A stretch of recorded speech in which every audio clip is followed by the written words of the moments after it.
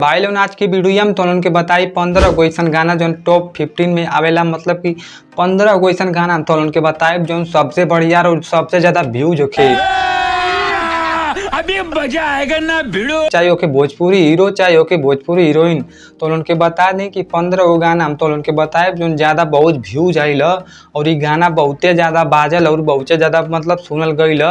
तब video start करती, video के लास्ट तक देखिए इतने तो उनसे रिक्वेस्ट तो जौन 15 नंबर पे आओ था वो गाना अब बुलेट पजी जात। भाई लोग बता दें कि ये गाना के विनय पांडे गईले वहाँ आई गाना बहुते ज्यादा सुनल गईल है। जो समय गाना रिलीज भइल है, ये गाना पर व्यू तो उनके बताई तो 36 करोड़ पे व्यूज आइल, यानी कि 360 मिलियन पे व्यूज आ गईल। तो जौन 14 नंबर पे आओ था वो खेसारी लाल यादव गाना, वो गाना का नाम ये ले ले आई कोका कोला है। गाना पर तो उनके व्यूज दिखाई तो 36 करोड़ पे व्यूज आइल, यानी कि 360 मिलियन। तो जब 13 नंबर पे गाना वो पवन सिंह का पुदीना है हसीना वाला गाना है। गाना पर तो उनके व्यूज दिखाई तो 370 मिलियन पे व्यूज आइल। जौन 12 नंबर पे गाना वो पवन सिंह का गाना है। गाना का बताई तो वांटेड पिक्चर से गाना ये गाना पे जौन व्यूज आइल वो 370 मिलियन व्यूज आइल। गाना के बता दी तो प्रियंका सिंह गाना के गई है। गाना का नाम ये कि सड़िया जब हम पहने। 11 नंबर पर जौन सिंगर है उनका नाम अक्षरा सिंह, तो इनका वो गाना इधर आने का नहीं। ये गाना पर तो उनके व्यूज दिखाई तो 450 मिलियन पे व्यूज आइल।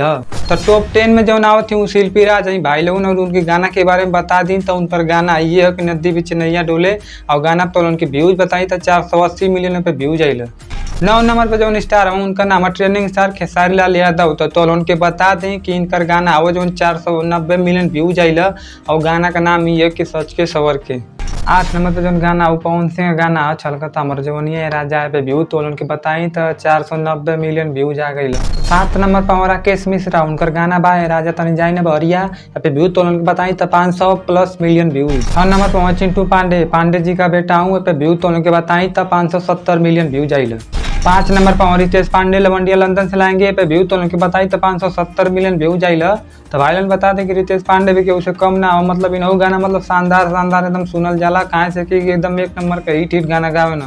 4 नंबर पर पवन सिंह रात दिया बुता के भूजा बताई 580 मिलियन व्यूज, कहाँ से कि 4 नंबर पे गाना ये गाना बहुत बाजल है। तो तुम लोग खुद जाना था बालोन ये गाना कितना बाजल है। 3 नंबर पर जो सुपरस्टार है उनका नाम है अवनीश बाबू। तो उनके बता दें कि इनके ज़्यादातर केहू ना जानला कहाँ से कि गाना उना ढेर ना गई, उनके बहुते कम गाना आवा सो, लेकिन जौन गाना आवा सो बहुत ज़्यादा सुनल गई सो। आ इनका जौन गाना आवा वो गाना का नाम है तू हंस के भोलू है जान है। गाना पर व्यूज तो उनके बताएं तो 640 मिलियन पे व्यूज आइल।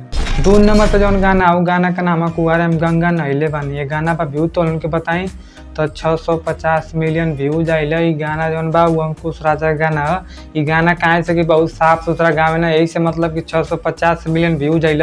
ये गाना भाई लोग 2 नंबर पे अब व्यूज के मुकाबला में जान जिया। 1 नंबर पे जौन गाना वो गाना के बारे में तो उनके क्या बताई, मतलब वो गाना सब जाना था, लेकिन फिलहाल बता दें कि गाना के कर तो गाना रितेश पांडे का वो गाना का नाम है हेलो कौन। ये गाना पर व्यूज तो उनके बताई तो 950 मिलियन पे व्यूज आ गई भाई लोगों। ये गाना नंबर 1 भोजपुरी का जो गाना भाई नंबर 1 गाना हुआ।